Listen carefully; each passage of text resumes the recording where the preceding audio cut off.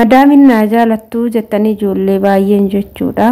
Hojii humna keechanii olii yoo hojjettanii akkasumas immoo mana isaanii xaaraarra deemtanii kan hojjettan ni jirtu baay'een keessaan jechuudha. Ashama harka fuunee kabajamtootaaf daawwattoota hordoftoota keenya nageenyi koo kan jaalalaa fi kabajaa bakkaa fi lafa jirtanitti isiniif haa baay'atu. Anis obboleettiin keessan bakkaa fi lafa jirutti Waaqayyoof galannaa ga'u nagaa fayyaa kooti. Isinis akka nagaa fayyaa naaf taatan Waaqayyo irraa abdii guddaan qaba. Warroonni mana kanaaf haarawaa taatan like, share, subscribe godhuudhaan nu cinaa dhaabbadhaa nu jabeechaa isiniin jecha. Egaa viidiyoon har'aan isinii qabadhee dhufe natti dhaga'ameeti jechuudha. Inni illee maalidha obboleettii keenya takka jechuudha asumatti jechuudha kaayi hojii baay'ee hojjetti. Hojii kana oduma hojjechaa jirtu tasa kufte yeroo kuftu kana immoo lunni ishee ni miliqe akkasumas lafeen luka ishee ni cabe jechuudha. Yeroo kana bakka sanii ka'uus hin dandeechu hojjechuus dhaabbachuus waan takka dadhabde yeroo dadhabdu kana immoo madaamii ishee maal jettiini ka'itii nyaata daa'imaa hojjedhu jetteen. Micayyoon immoo akkuma gizee duraan isan kaatee fiiddee hojii duraan fiiddee hojjettu san hojjechuu hin dandeenye bakka saniyyuu ka'uu hin dandeenye akka gootee suuta jettee bakka sanii kaatee daa'imattiidha nyaata yeroo hojjettu maaliif turtee daa'ima kiyya qoonqoon ajjeesee jira jettee madaamin itti iyyite jechuudha. Yeroo itti iyyitu kana micayyoon baay'eetti dhaga'ame baay'ees boochee lunni ishii dhiita'ee aga hubboo ga'ee duma argaa jirtu garuu madaamin itti iyyite jechuudha. Asumarraani viidiyoo kana wanni isinii fidee dhufe baay'een keessan irraa baradhaa jedhee tanani jechuudha. Ijoollee baay'een nuti jechuudha baay'een keessattuu warroonni sarraatinyaa 2-3 taanee hojjennu mana tokko keessatti jechuudha. Madaamin nu haa jaalattu jedhanii yeroo hojjennu hojii humna keenya ol kan xaaraa fanaqqallee hojjennutu jira. Wanti kun nama mudate ana maal seetanii takka ala hojjetti turte. Ji'a 3 fidatanii jechuudha jarri ani bira taa'u kuni haadha ishiitu fidate ji'a 3 fi yeroo achi dhaqu jechuudha maal goote jechuudha dhugaa rabbi jechuudha.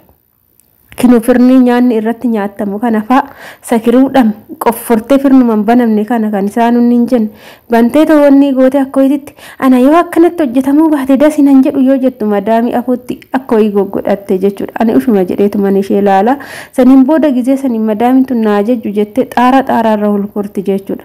Keessattuu ijoolleen akkasii maal godhu miidhaadhaan ofiin ga'u jechuudha. Madaamonni jaalala keenya hin qaban har'as taanan borus taanan iftaanis taanan jaalala keenya hin qaban. Jaalala eenyu qabu jaalala humna keenya jaalala hojii keenyati. Yeroo nuti fayyaa qabaanne mana isheetitti hojjechuu dandeenye eeyyeen hojii keenya sanii fi humna keenya san qofa jaalatu garuu nu jaalatu jenna yoo isaan ilkaan nutti ibsan. Mee guyyaa tokko na dhukkube jedhaati hojii dhaabatii taa'a guyyaa 2-3 guutaa hojii jibbiteeti jedhaniiti yoo namni tokko sitti aare manni muluu sitti ka'a jechuudha. Akkasumallee madaamii atis immoo madaamii wanni jaalattu hin jiru jechuudha. Wanni ol sobnu hin jiru. Isaan jaalanne sun taan maallaqa isaanii doolaara isaanii riyaala isaanii diinaara isaaniiti malee isa jaalala isaanii odoo qabaanne odoo jaalala keenya qabaatanii akka gizee nyaata nu kennan akka sareetitti sahaaniit akkaratti nutti asiin darbanii jechuudha. Isiniif galee kanaaf nu jaalatan jettanii isaaniif waan tokko jaalala bituu hin deemina.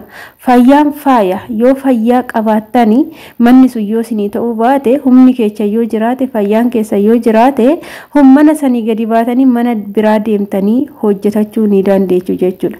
Kanaaf jechuudha obboloota koo anammoo yeroo viidiyoo ani fiduu irratti namoonni tokko koomentii arrabsuu warroonni barreessan ni jirtu ana nan galchu jechuudha. Waan feetan yoo jettani ani wanta irraa sin baraaruu danda'u tokko wanta irraa barachuu dandeechan tokko yoon fide kan qalbiidhaan dhaggeeffate itti fayyadama jechuudha. Yeroo hojii kana hojjettan yeroo dalagaa dalagdan jechuudha siraatan qaama keessan eeggachaa wanti sin hin miine tokko eeggachaa wanta humna keessanii olii ta'e tokko ol fuutanii hin hojjetina jechuudha. Jaalala humna keessanii oliin hin bitatina. Jaalalli hin bitamu jechuudha.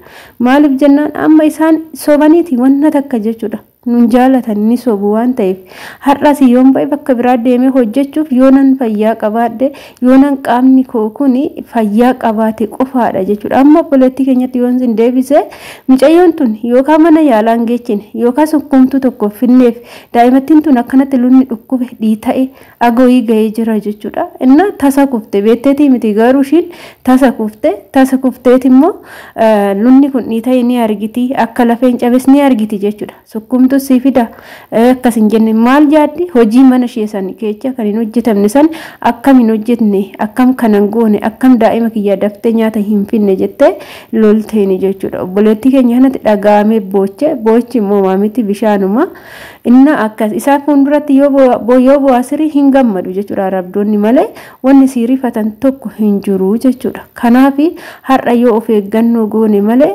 jarri gaafa nuti miidhamne gaafa qaamni keenya miidhame gaafa hojii dadhabne akka gadi baasanii nu gatan shakii hin jedhinaa jechuudha. Kanaaf yeroo hojii keenya hojjetan wanta humna keessanii ori masalaalirra kortanii xaaraa mastaawotii kana walawwalla jettanii keessattuu ijoolleen gara duubarra baatanii luka tokko ala luka tokko keessa gootanii gamaa gaman dhaabbattanii walawwaltan odoo achirraa gadi kuftanii lubbuun keenya maallaqa argattasan maallaqa baatiidhaan argattasan hin deebi'uu hin danda'u jechuudha.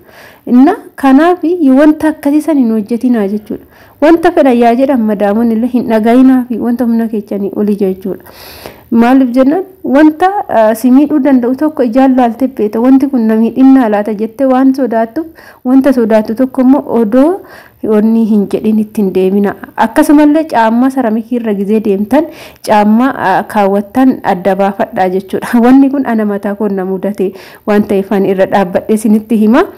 Caamman kiyyaa shafaxiin madaamin naa bitte jechuudha. Maal godhe seetanii yeroon caammaan bishaan saramikitti naqee saamunaa naqee dhiquu hin mucucaata jechuudha. Eeggachaatu man hojjedha. Gaafa tokko oduman akkasitti hojjedhu jechuudha. Kanamatti hin fidiniiti fooqiin qulqulleessaa jira jechuudha jala fixe soota eeggachaatu man akka kiyyaatti. Inna akka itti naanshololaati illee argine dhugaa kanuma naanshololaati waaqarraan nan gahe yoo kana ganna deebisu gizeen jim jedhee kufu madaamin tiyyanii raftee siree irratti dhageeche jechuudha. Akkaataan itti kufe ishiitu fiigee dhufe ol na qabde kan darajaarraa gadi konkolaadhee bakka lafeen kiyyaayyuu hin hafu ture guyyaa sana. Kanaaf wantoota akkasii caammaa mana keessa fayyadamtanillee sirriitti of eeggannoo godhadhaa. Miidhamni yoo namatti dhufe baay'ee ulfaata biyya ormaatitti obboloota koo isiniin jechuu jaaladha. Erga gizee saniiti ani caammadhaayyuu kan jalaani bakka soolii qabu malee kan soolii hin qabne kaawwachuu hin jaaladhu jechuudha. Isa akkas isiniin jedha. Ani viidiyoo kiyyammoo asumarraa nan goolaba.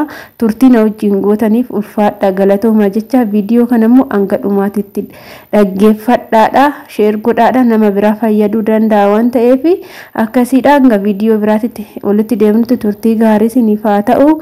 Ciao bye bye.